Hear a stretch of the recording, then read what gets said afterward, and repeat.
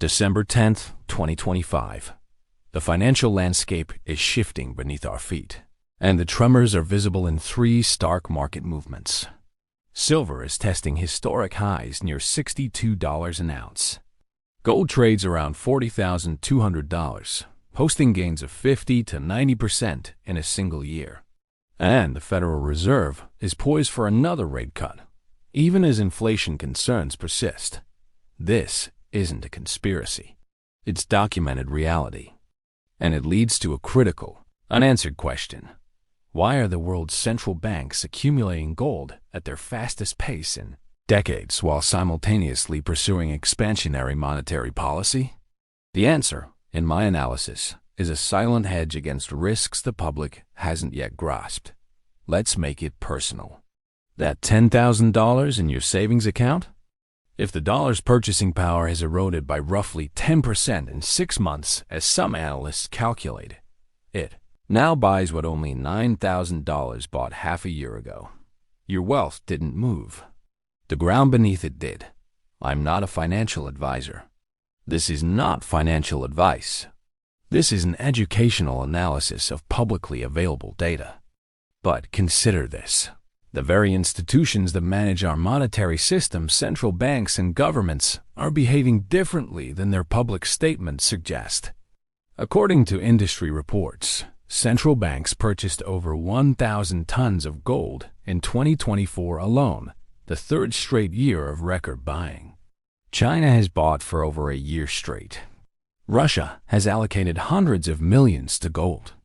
When the entities that print money diversify away from their own currency, it's a signal worth decoding. The Fed appears trapped.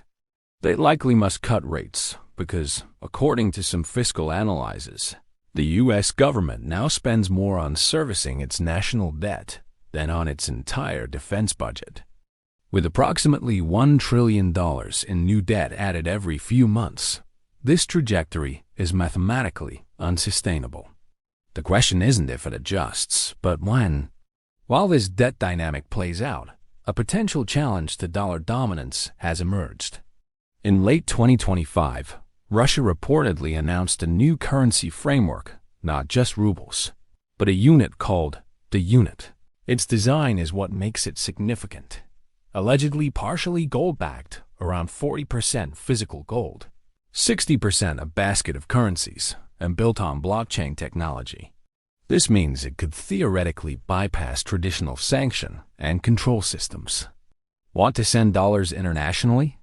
It typically takes days, involves fees, and moves through swift a system overseen by U.S. interests. This new framework is designed for instant direct transfers with no U.S. intermediary. The potentially disruptive outcome? Nearly 45% of the world's population could theoretically trade without ever touching a dollar. It can't happen here. That's the refrain. But it's the same thing said in Weimar Germany before hyperinflation, in Argentina before its economic collapse, and in Venezuela before its currency was destroyed. The patterns are eerily consistent.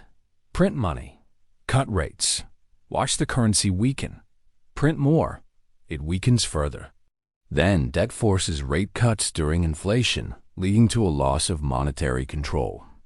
We are witnessing these patterns unfold in real time. So, what comes next?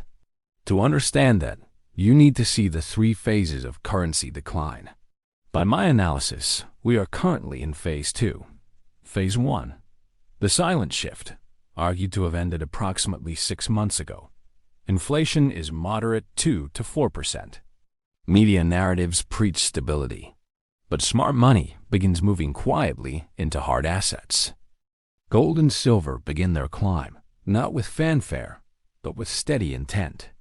This is capital seeking safety, not speculation. Phase 2. The acceleration, where indicators suggest we are now. Price increases become visible to everyone. Central banks cut rates despite persistent inflation. A classic policy contradiction. The currency weakens perceptibly. Mainstream investors grow nervous. Approximately 10% dollar decline in 6 months isn't a blip. It's an acceleration of weakness. Phase 3. The crisis. What may lie ahead? This phase begins with a trigger event, a major bank failure, a failed debt auction. Media downplays it as an isolated incident. Within 48 to 72 hours, contagion spreads.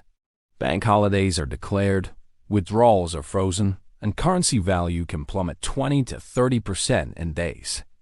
This is not theory.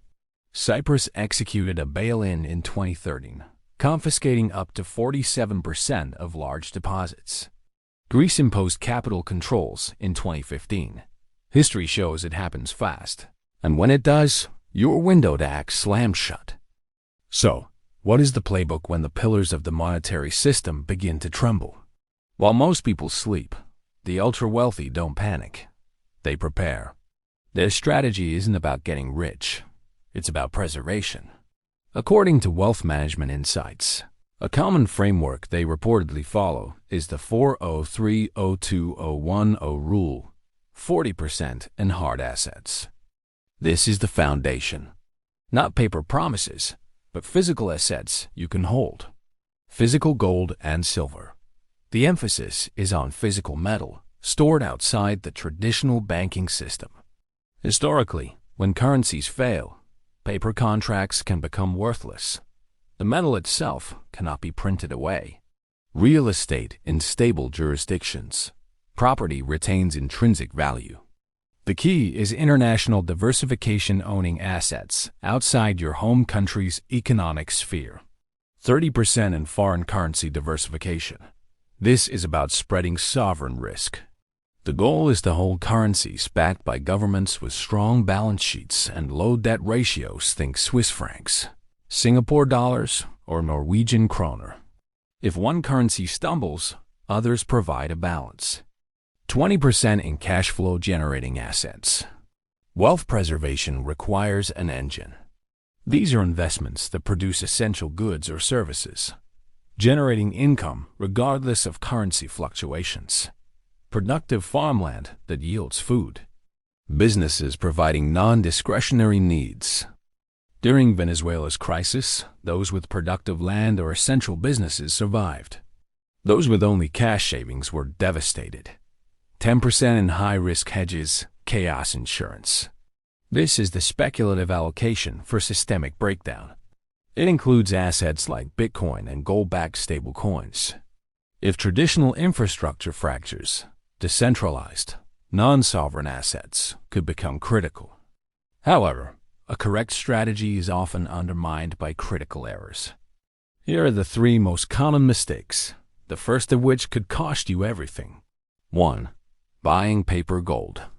ETFs, certificates, and even allocated accounts are claims on gold, not the metal itself.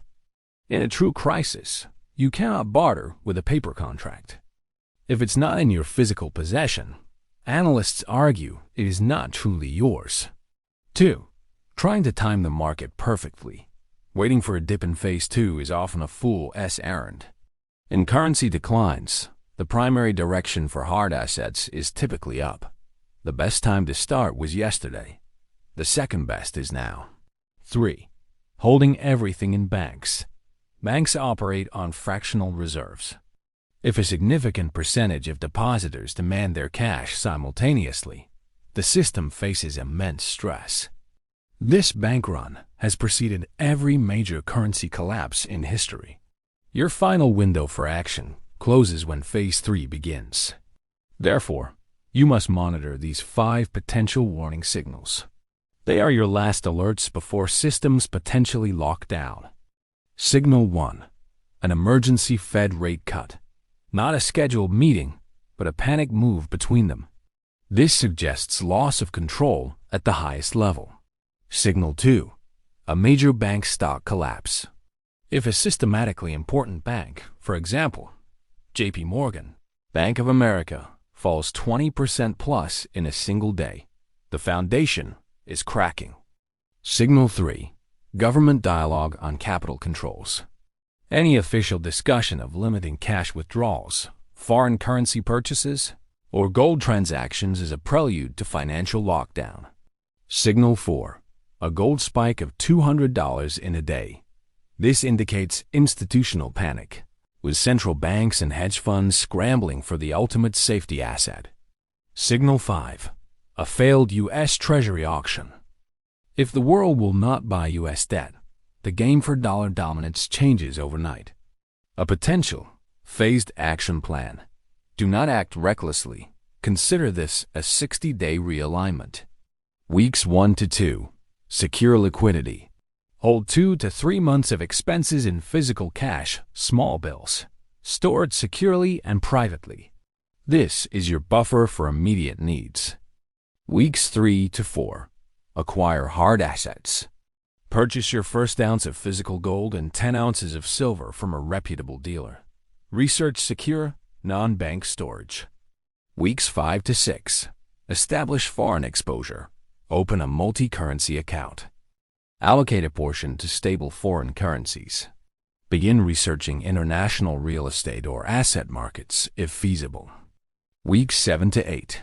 Build resilient income. Develop one additional income stream insulated from currency risk, a side business, freelancing skill, or rental property.